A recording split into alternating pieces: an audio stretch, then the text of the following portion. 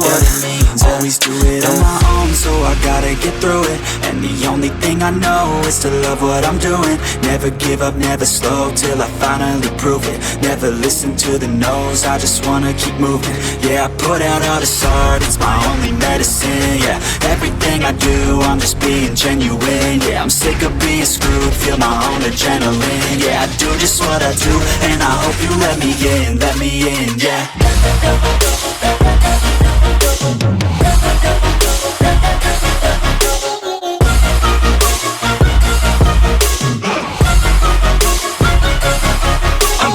Students, आज मैं आपके लिए एक और नया टॉपिक ला रहा हूँ जिसका नाम है एक्सपोनेंट एंड पावर। ठीक है, ये भी काफ़ी बेसिक्स मैथ्स का टॉपिक है जो कि 7 से स्टार्ट है, 7, 8, 9, 10 या जब तक आगे आपको मैथ्स रहता है तो इसमें काफ़ी बेसिक्स कैलकुलेशन में भी काम आता है और जैसे कॉम्पिटिशन एग्जाम्स में भी काम आते हैं। तो ये काफ़ी इंपॉर्टेंट रोल रखता है ये मैथ्स का जो टॉपिक है एक्सपोनेंट पावर। तो इसको आज हम काफ़ी बेसिक तरीके से समझते हैं। ठीक है, तो इसमें काफ़ी रूल्स हैं, लॉज है, तो उसको हम पहले जानने की कोशिश करेंगे। तो उससे भी पहले एक छोटा सा चीज़ है, इसमें सबसे पहले हमें समझना है कि बेस क्या होता है और पावर क्या होता है। तो जैसे कि यहाँ पे मैंने लिखा x का पावर m, तो ये जो होगा आपका बेस होगा। तो यहाँ बेस जो होगा वो x होगा और यहाँ m जो होगा क्या होगा, पावर होगा। उम्मीद है कि ये छोटा सा जो चीज़ है वो आपको समझ में आ गया होगा। तो ये बेस होगा और जो उसके ऊपर नंबर होगा वो क्या कहलाएगा, पावर कहलाएगा। और यहाँ पे पहला रूल से स्टार्ट करते हैं। जैसे कि पहला लॉज ऑफ एक्सपोनेंट पावर जो पहला है वो है कि मल्टीप्लाई में अगर बेस सेम होता है तो पावर ऐड हो जाता है। मल्टीप्लाई में बेस सेम होगा तो पावर ऐड होता है। एग्जांपल में अगर मैं बात करूं x into x into x, और जब किसी का भी पावर कुछ नहीं होता तो क्या होता है, 1। तो यहाँ पे x का पावर क्या हो जाएगा, 1 प्लस 1 प्लस 1, x का पावर क्या होगा, 3।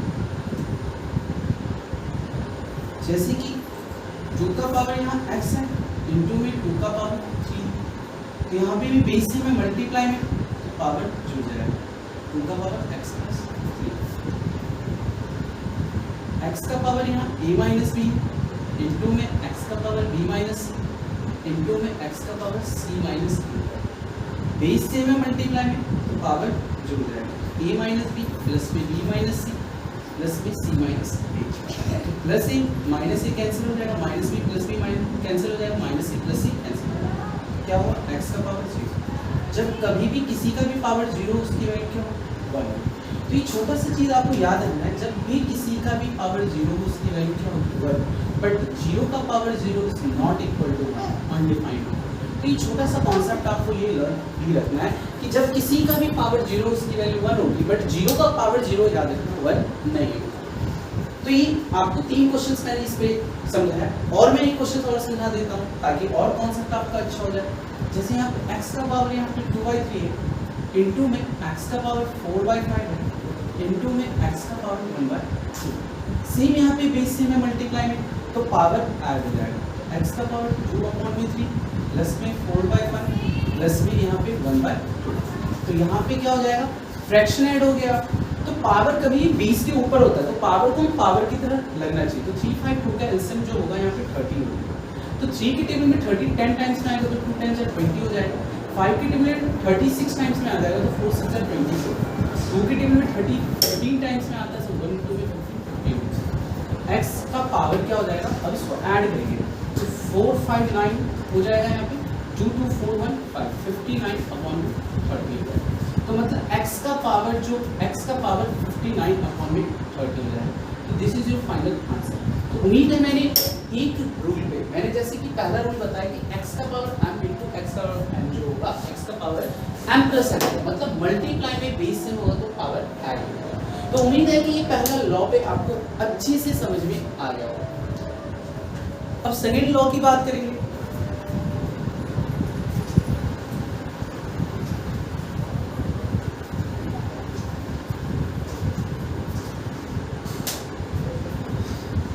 दूसरा law of exponent and power है कि डिवाइड में अगर बेस सेम होता है तो पावर माइनस होगा।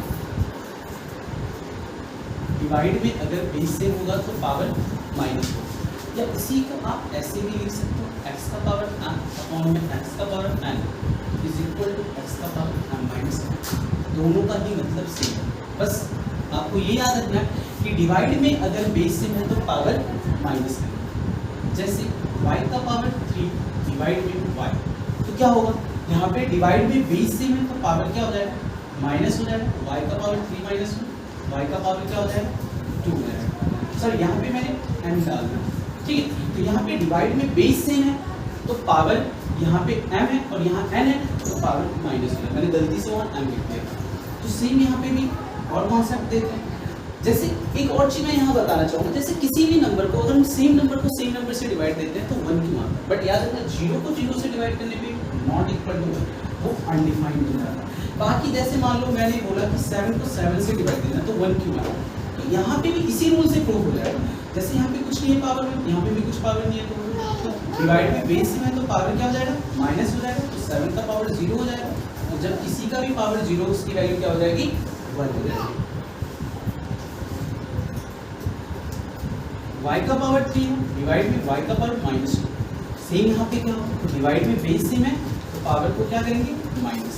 तो इसकी पावर में से इसके पावर को माइनस करेंगे, y का पावर 3 माइनस माइनस प्लस 2 हो जाएगा, प्लस 2 हो जाएगा। तो y का पावर 3 प्लस 2 क्या हो जाएगा, 5। अब यहाँ पे x है, डिवाइड में x का पावर 1/11 है। अब इसका क्या होगा आंसर, तो सेम यहाँ पे डिवाइड में बेस सेम है तो पावर क्या हो जाएगा, माइनस।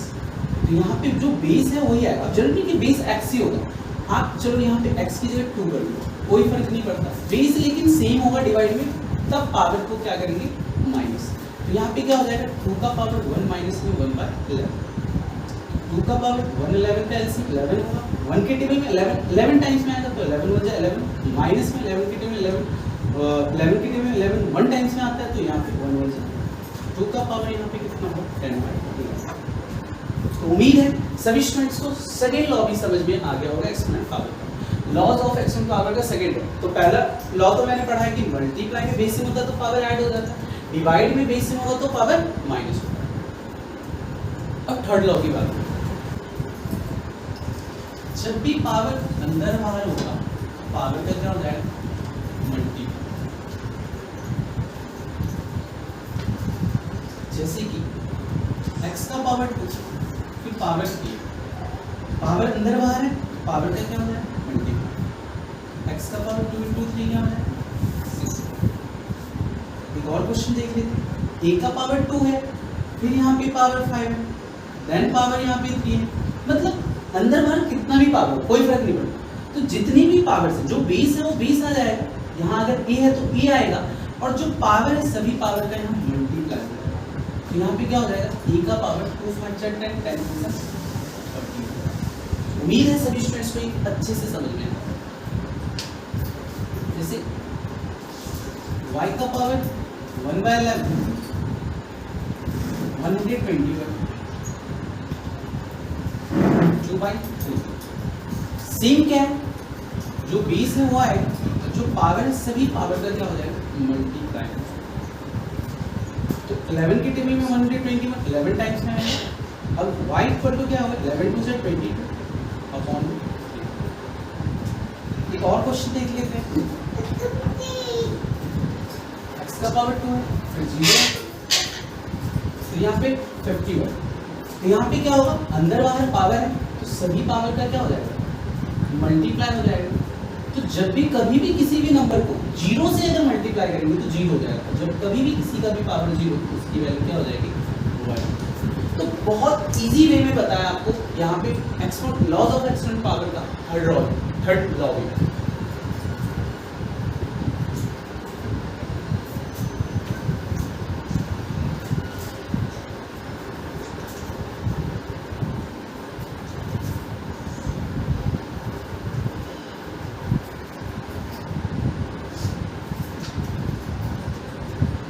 अगला लॉ की बात करते हैं यहाँ पे कि मल्टीप्लाई में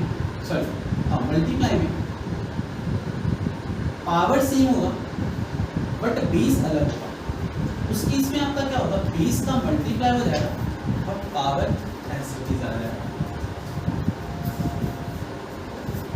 जैसे कि 2 का पावर x मल्टीप्लाई विथ 2 का पावर x, क्या हो जाएगा, बेस का मल्टीप्लाई हो जाएगा, जो पावर है इसका एज इट इज 6 का पावर x। जैसे कि यहाँ पे 7 का पावर 11 इंटू में 5 का पावर 11, तो क्या हो जाएगा, बेस सेम है, सॉरी बेस डिफरेंट है बट पावर सेम है और मल्टीप्लाई का सेम, तो यहाँ पे क्या हो जाएगा, बेस का multiply power as it is, यहाँ पे 35 का पावर 11। तो बस आपको ये याद रखना है कि मल्टीप्लाई में बेस क्या होगा, डिफरेंट होगा बट पावर सेम होगा, तो उस केस में आपको बेस को मल्टीप्लाई कर देना और पावर एज इट इज। तो उम्मीद है कि ये भी आपका कॉन्सेप्ट क्लियर है। एक और लॉ की बात करेंगे कि डिवाइड में अगर बेस डिफरेंट हो बट पावर क्या हो, सेम, तो आप इसको x अपॉन y, जैसे x का पावर m डिवाइड में, इसका मतलब डिवाइड अपॉन में y का पावर m है, x अपॉन y का होल पावर m लिख सकते हैं। जैसे कि यहाँ पे 2 का पावर m है डिवाइड में 2 का पावर m है, सॉरी यहाँ पे 3 का पावर m, तो यहाँ पे क्या हो जाएगा, 2 अपॉन में 3 का पावर m।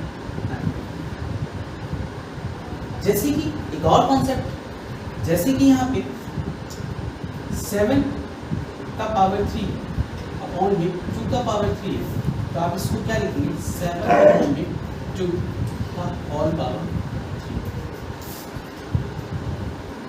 8 का पावर 11 डिवाइड में 2 का पावर 11, तो आप इसको लिख सकते हैं 8 अपॉन में 2 का पावर 11, ये हो जाएगा 4 का पावर 11। तो उम्मीद है काफ़ी अच्छी तरीके से भी आपको रूल्स समझ में आ गया। तो इसमें काफ़ी रूल्स हैं बट आपको काफ़ी बस इस चीज़ों को बस याद रखना है कि अगर ऐसा होगा तो ऐसा करना है, ठीक है।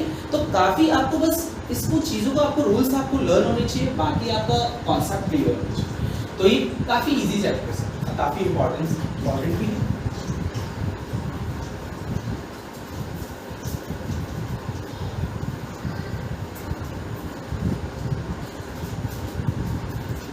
जब कभी भी किसी का भी पावर माइनस में तो उसका रेसिप्रोकल कर दो, उसका पावर क्या हो जाएगा, पॉजिटिव। ये भी आपका रूल है। जैसे कि यहाँ पे 2 का पावर -3 है, 1 अपॉन में 2 का पावर 3 लिखेंगे और यहाँ पे इसको क्या लिखेंगे, 1 अपॉन में 8 लिखेंगे। सेम ऐसे ही यहाँ पे अगर 1 अपॉन में 3 का पावर -3 है तो इसको हम क्या लिखेंगे, रेसिप्रोकल कर देंगे तो पावर क्या हो जाएगा, पॉजिटिव हो जाएगा। तो 3 का पावर 3 हो जाएगा, 3 का पावर 3 क्या हो जाएगा, 27।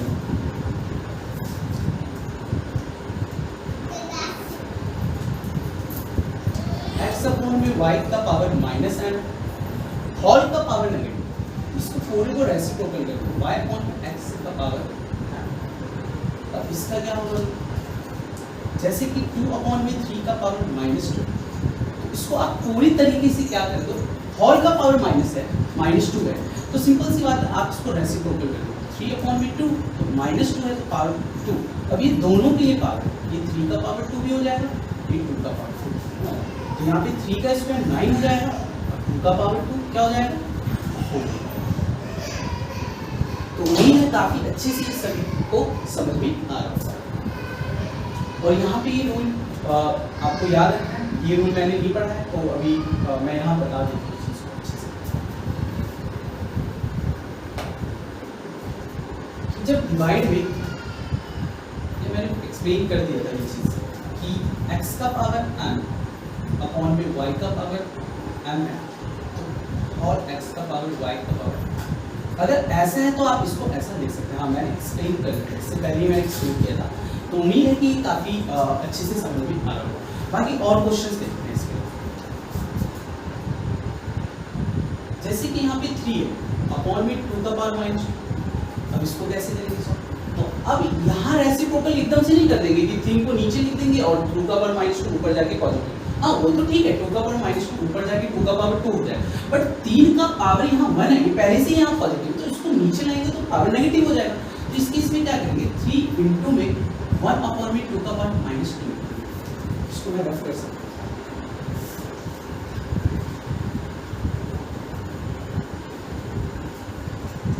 जैसे कि a अपॉन b, इसको हम a इंटू पे 1/b लिख सकते हैं। तो सेम यहाँ पे मैंने इसको ऐसे लिख दिया, 3/b1 इस इंटू में ये आपका क्या हो जाएगा, रेसिप्रोकल हो जाएगा, 3 टू द पावर 2 1, 3 इंटू में 2 का पावर 2 4, 3 4 से क्या हो जाएगा 12। तो उम्मीद है सभी स्टूडेंट्स को ये समझ में आ रहा होगा। एक और कॉन्सेप्ट ले लेते हैं, 5 का पावर -2 अपॉन b3। अब यहाँ पे क्या करेंगे, सेम इसको एज इट इज ऐसे ही ब्रेक करके लिख देंगे। अब इसका पावर यहाँ नेगेटिव, इसको रेसिप्रोकल कर देंगे और यहाँ पे 1/3 हो जाएगा, 1/25 इंटू में 1/3, तो 1 1 जा 1, 25 3 से कितना हो जाएगा 75। एक और देख लीजिए, जैसे 2/3 का पावर -3, तो इन होल की पावर नेगेटिव है तो डायरेक्ट रेसिप्रोकल कर देंगे, तो 3 का क्यूब 27, 2 का पावर। तो उम्मीद है सभी स्टूडेंट्स को इतना समझ में आ रहा होगा।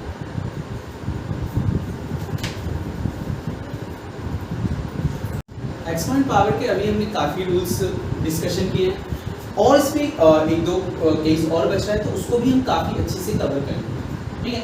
तो देखते हैं, जैसे यहाँ पे 3 का पावर -2 है और यहाँ पे 2 का पावर -3, दोनों का ही पावर है, तो दोनों का पावर जब नेगेटिव है तो आप क्या करोगे, इसको हम ऊपर ले जाओ, जो डिनोमिनेटर है नीचे उसको ऊपर ले जाओ, 2 का पावर 3 हो जाएगा, क्योंकि पावर नेगेटिव है तो यहाँ क्या होगा पॉजिटिव। 3 का पावर -2, यहाँ पे 3 का पावर 2 है, 2 का पावर 3 8 होता है और 3 का पावर 2 क्या होता है। जैसे ये भी आपको पता हो, जैसे 2 का पावर 0 तो ये 1, 2 का पावर 1 है तो 2, 2 का पावर 2 है मतलब 2 इंटू में 2 क्या हो जाएगा 4 हो जाएगा, 2 का पावर 3 मतलब जितना पावर है उसको उतने टाइम से मल्टीप्लाई में लिख दो, 2 इंटू 2 इंटू 2 मतलब 2 का पावर 3, 2 का पावर 4 होगा, यहाँ पे 2 इंटू में 2 इंटू में 2 इंटू में 2, 2 2 जा 4, 2 2 जा 4, 4 इंटू 4 60, तो 2 का पावर 4 60। ये चीज़ें आपको क्लियर होनी चाहिए। तो उम्मीद है ये आपको यहाँ तक अच्छे से समझ में आया। तो अब इसके आगे और भी रूल्स हैं, उसको काफ़ी अच्छे से हम समझ लेते हैं। जैसे कि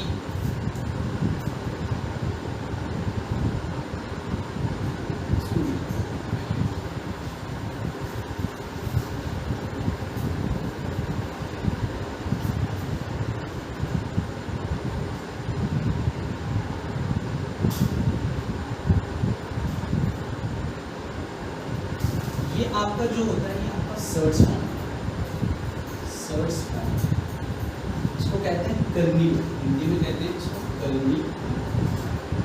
अगर ऐसा है तो आप इसको एक्सपोनेंशियल फॉर्म में ऐसा ले सकते हैं, एक्सपोनेंशियल फॉर्म में आप ऐसा लिख सकते हैं। इसको कहते हैं घातांकीय रूप, घातांकीय रूप।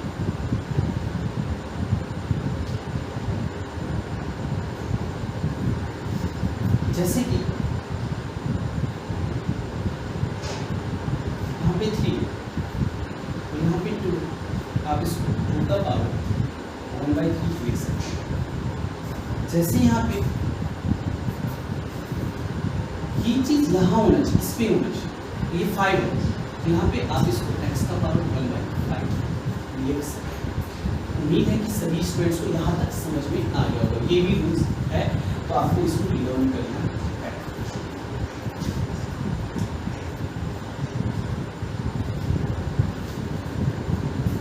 अब ये वाला क्वेश्चन, यहाँ पे क्या होगा, 8 का पावर इसको 1/3 लिखेंगे। अब 8 का प्राइम फैक्टर आता होगा 2 4 जा 8, 2 2 जा 4, 2 1 जा 2, यहाँ कितने टाइम्स 3, 2 का पावर 3 लिखेंगे 1/3। अब अंदर बाहर पावर है तो पावर का क्या हो जाएगा, मल्टीप्लाई हो जाएगा, 3 से 3 कैंसिल हो जाएगा, 2 का पावर 1। तो उम्मीद है कि सभी स्टूडेंट्स को ये रूल्स आपको समझ में आ गया। तो ये भी आपका एक्सपोनेंट पावर का ये भी लॉज है।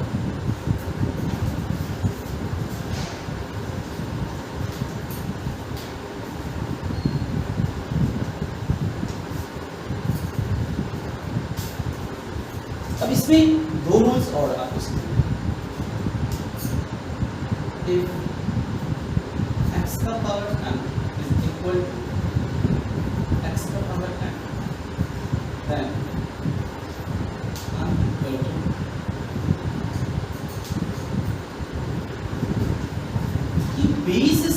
होगा और बीच में इक्वल का साइन होगा ना, ये बेस सेम होगा और बीच में इक्वल का साइन होगा ना, तो पावर भी सेम होगा। जैसे इसके क्वेश्चन आता है, इफ 2 का power x minus 3 is equal to 32, then find the value of x, then find the value of x। तो काफी इजी क्वेश्चन। आपको क्या करना है, 2 का power x minus 3 is equal to, अभी 32 है, तो 32 का आपको प्राइम फैक्टर पता है, 2 into 32 60 टाइम्स, 2 into 60 8 टाइम्स है, 2 into 8 4 टाइम्स है, अब यहाँ पे 2 कितने बार है, 1 2 3 4 5, तो 2 का पावर यहाँ पे 5। अब आपको ये रूल अच्छे से याद है कि बेस सेम है, बीच में इक्वल का साइन, तो पावर सेम, तो देयरफॉर लिख सकते हैं x minus 3 equal to 5। तो यहाँ लिख देंगे, एक्सप्लेन करेंगे कि if x का power m is equal to x का power n, so then m equal to, तो यहाँ पे x equal to क्या हो जाएगा 5, तो माइनस 3, इधर आगे क्या हो जाएगा प्लस 3। ये इक्वेशन आ गई, इस पे मैंने वीडियो अपलोड किया, x का पावर 5 प्लस 3 क्या है, तो ये आपकी x की वैल्यू आ गई। उम्मीद है सभी स्टूडेंट्स को काफी अच्छे से ये क्वेश्चन समझ में आया होगा।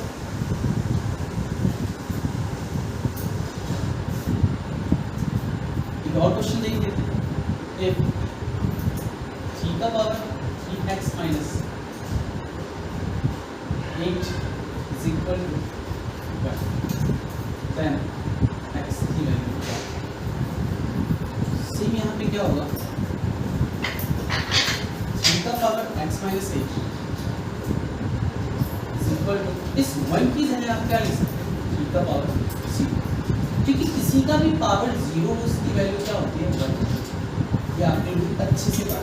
तो यहाँ पे 1, यहाँ पे 3 है तो इसलिए मैंने 3 का पावर 0, और क्वेश्चन में यहाँ 2 का पावर यहाँ दिया होता कुछ और यहाँ 1 दिया, तो यहाँ मैं 2 का पावर 0 लिखता क्योंकि ये रूल हमें बनाना था बेस से, तो यहाँ पे हो गया, इस 1 की जगह मैंने 3 का पावर 0 लिखा। तो देयरफॉर हम कह सकते हैं 3 का power x minus 8 equal to क्या हो जाएगा, सॉरी 3x minus 8, तो यहाँ पे क्या हो जाएगा 3 का पावर यहाँ पे 0, इस 1 की जगह यहाँ पे क्या लिख देंगे 3 का पावर 0, और यहाँ पे देयरफॉर हम कह सकते हैं 3x minus 8 equal to 0, 3x equal to क्या हो जाएगा 8, और x की वैल्यू क्या हो जाएगा 8 और 1।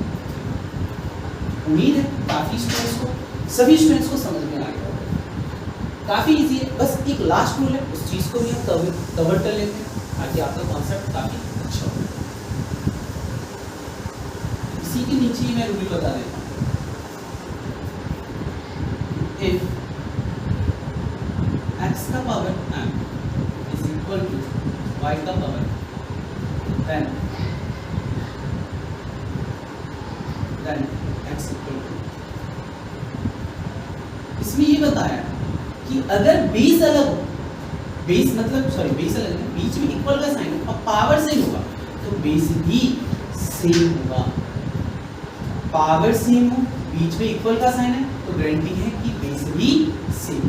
जैसे क्वेश्चन इस पे 2 का पावर यहाँ पे 3 और यहाँ पे x का पावर 3, क्वेश्चन बोला if 2 का power 3 is equal to x का पावर 3, तो then what is the value of x। तो यहाँ पे क्या होगा, बेस हमें नहीं पता बट पावर सेम और बीच में इक्वल का साइन, तो आपका ये जो बेस है इसके इक्वल होगा, तो देयरफॉर x इक्वल टू 2। तो उम्मीद है सभी स्टूडेंट्स को अच्छे से समझ में आ गया होगा एक्सपोनेंट पावर का ये लॉज ऑफ एक्सपोनेंट पावर। तो भाई अच्छा लगे ना वीडियोस को लाइक कमेंट शेयर जरूर करें और साथ ही साथ सब्सक्राइब भी करें और बेल आइकन भी जरूर दबाएं। Yeah, everything I do, I'm just being genuine. Yeah, I'm sick of being screwed, feel my own adrenaline. Yeah, I do just what I do, and I hope you let me in, yeah.